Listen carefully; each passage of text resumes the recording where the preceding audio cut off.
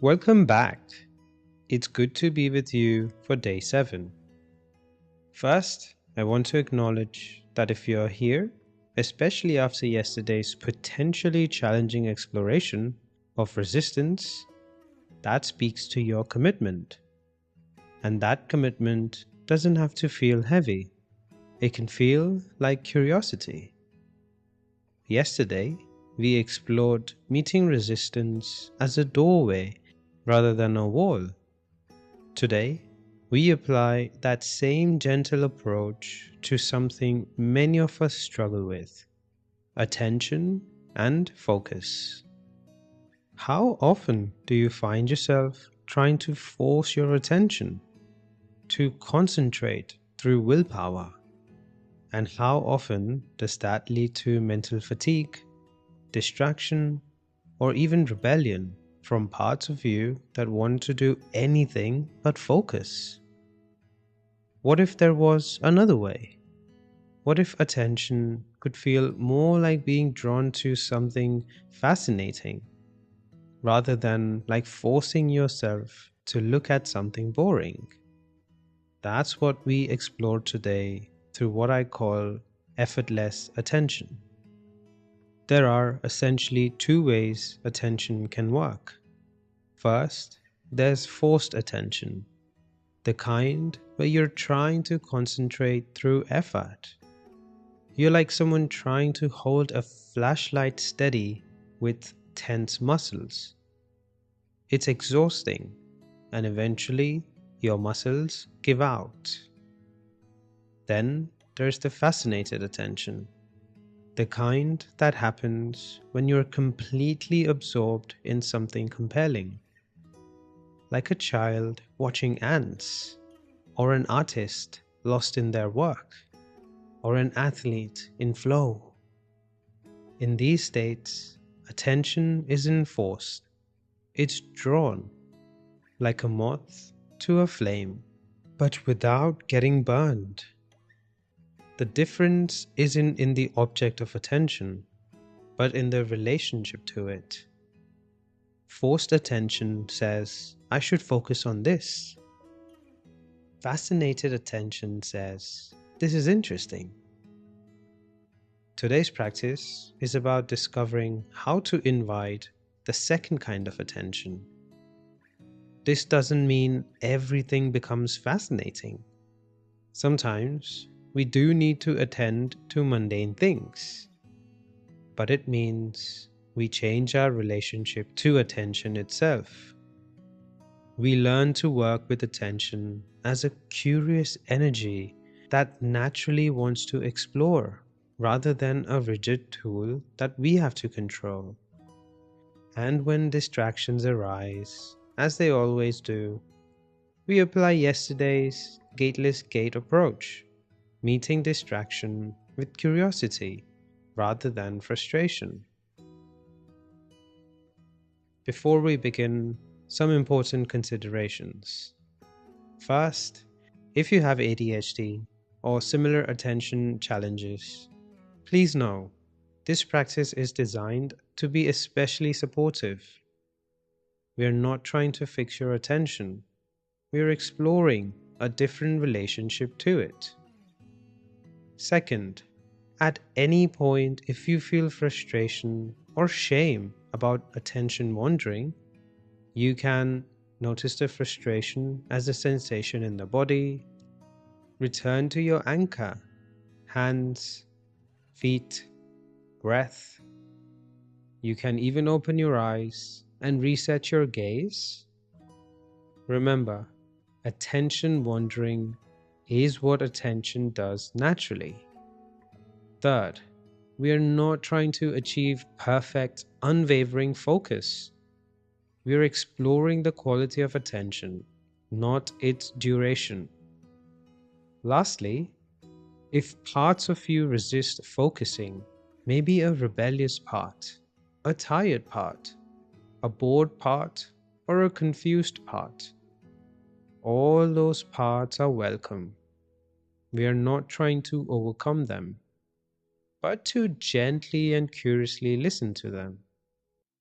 Okay, With that in mind, let's prepare. If you'd like to join, finding a comfortable, upright, seated position, one that feels both relaxed and alert. We will keep our eyes open for the first few minutes of this practice, so you might want to have something nearby to look at, something simple like a plant, a candle, or any textured object. I'll give you a few seconds to bring something in. You can pause the video if you need to bring that item. Begin by grounding, feeling the body, all the contact points, the hands on your legs, noticing the breath,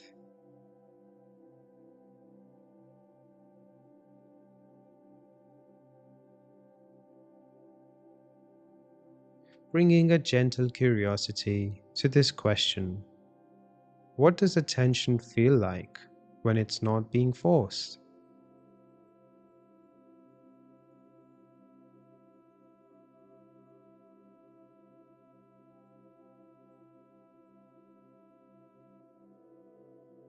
And now, I invite you to let your attention wander freely for a moment.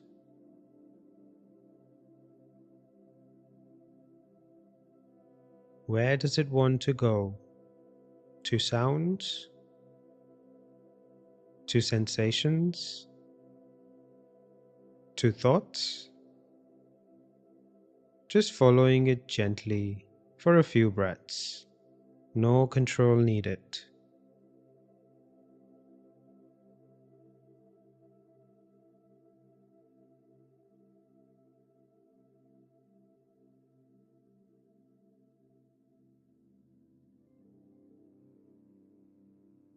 Now, gently guide your attention to the breath.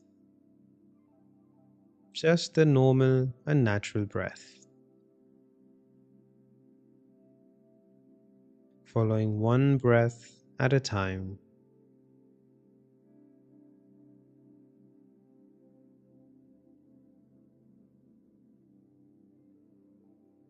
Not holding it there tightly, but letting it rest there gently, like a butterfly resting on a flower. It can leave any time.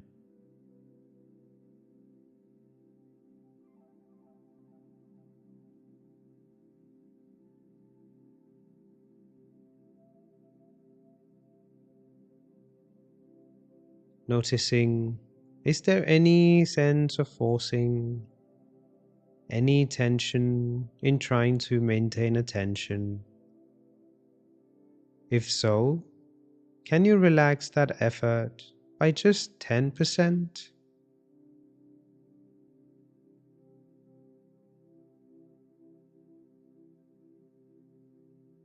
Now, expanding awareness to include both the breath and the space around it. The breath in the foreground, the whole body and the room in the background, like a camera lens that's focused on something but still aware of the wider scene.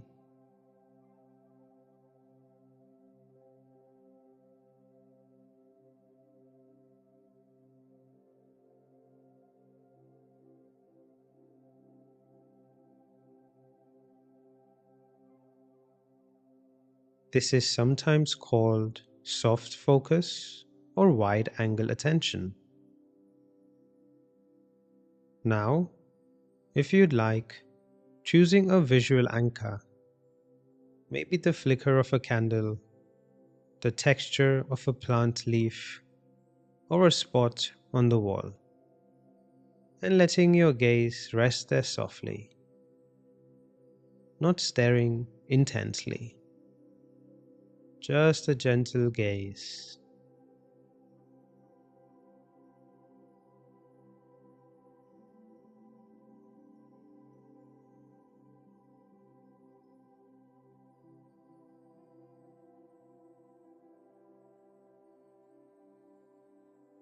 See if you can notice the difference between gripping with the eyes, forced attention, to receiving with the eyes, fascinated attention.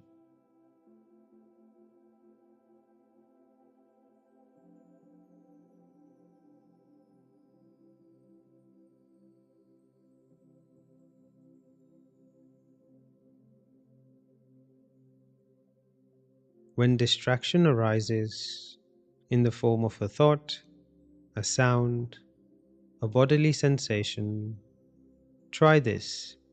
Instead of fighting with it or getting frustrated, thinking, I should be focusing. This is not a good meditation. Try curiosity. Gently say, oh, attention has moved here. Interesting. Then, gently inviting attention back to your anchor, not dragging it, but a gentle invitation, like inviting a curious cat back to a warm spot.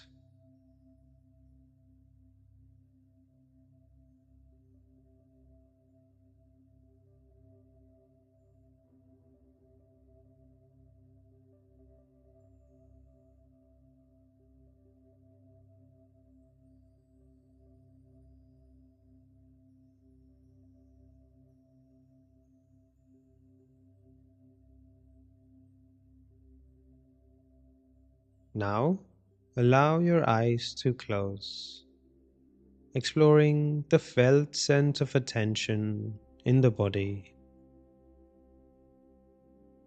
Where do you feel paying attention in your body? Is it in the eyes, the forehead, between your eyebrows, the chest? Is there any tension there?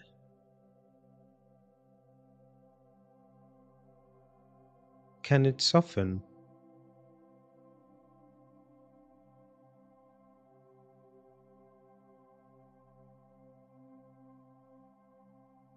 Now, bringing to mind a task or a topic that typically feels too hard to focus on in your life. Perhaps working, studying, reading a book, or maybe working out. Bring that situation in front of you in your mind's eye.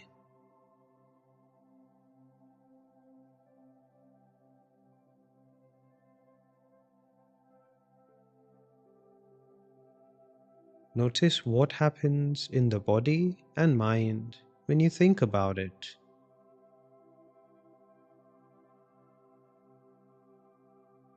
Then experiment. What if you approached it with curiosity of a scientist studying something new?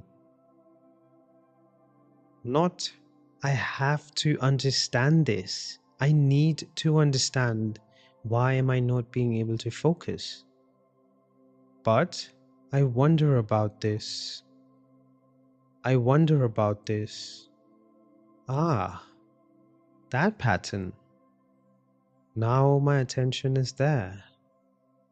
It's almost a softening. Feel the subtle shift in energy.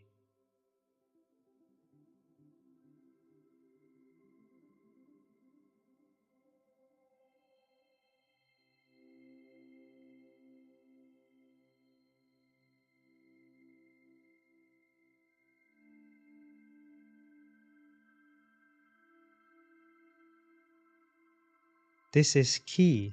Forced attention comes from a sense of lack that says, I'm not focused enough or I'm meditating wrong. Whereas fascinated attention comes from curiosity and a presence that says, this is interesting, or oh, here's that pattern again. Can you feel that difference in your being?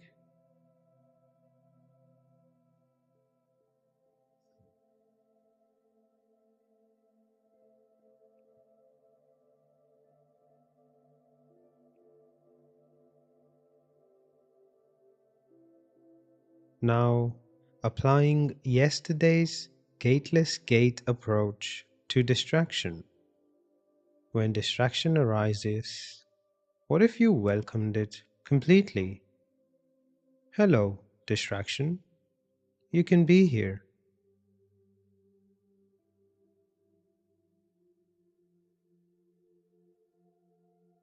Notice what happens to distraction when it's welcomed. Does it lose its power to distract?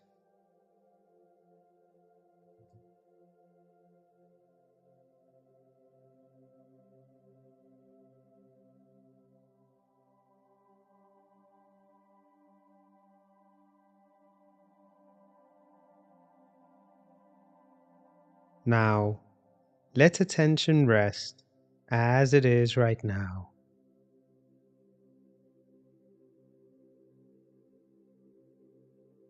Maybe it's focused, maybe it's wandering, maybe it's wide and soft, not preferring one state over another, just being with attention as a dynamic, living process.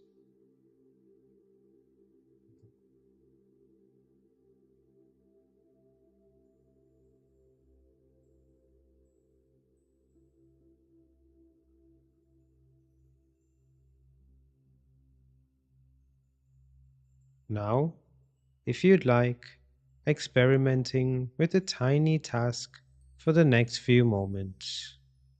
Maybe tracing the shape of your hand with your attention, or following the complete breath cycle.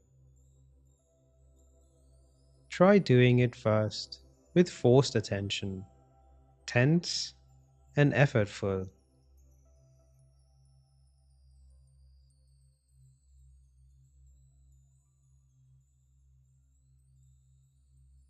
Then try it with a fascinated attention, curious and gentle.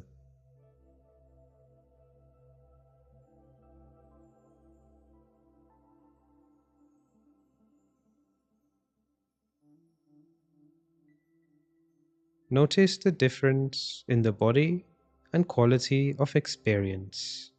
Try this by your own self for the next few moments.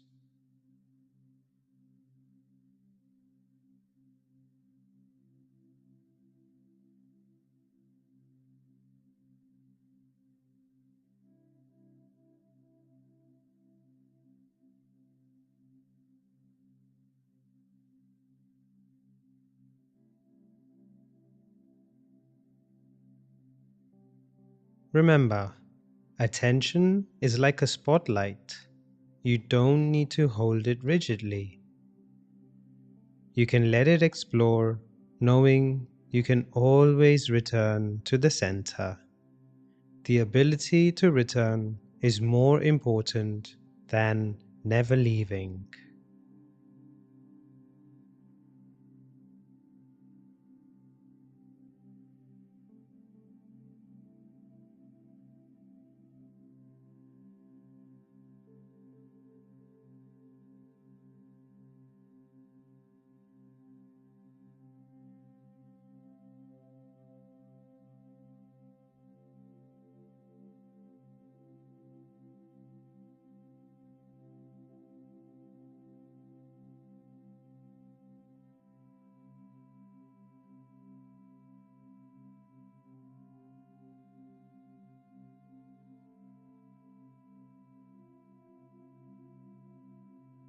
In this effortless attention, notice who or what is aware of attention itself.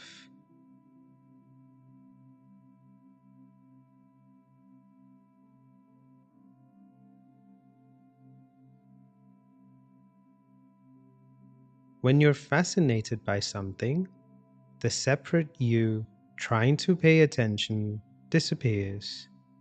There is just the experience of fascination. This is the secret of flow states.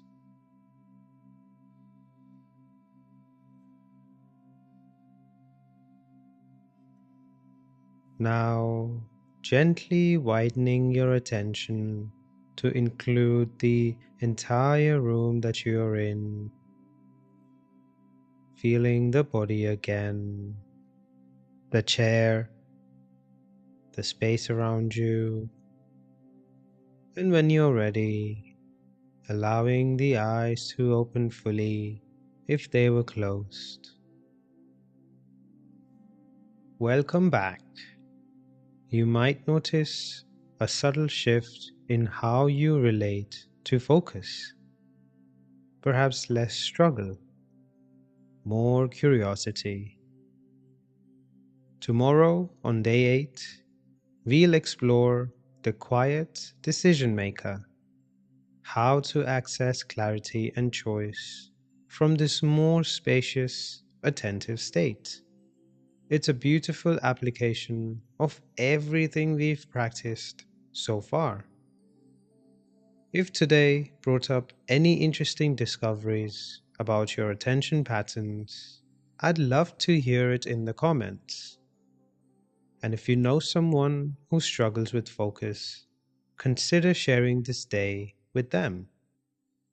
Until tomorrow, may your attention be curious and kind.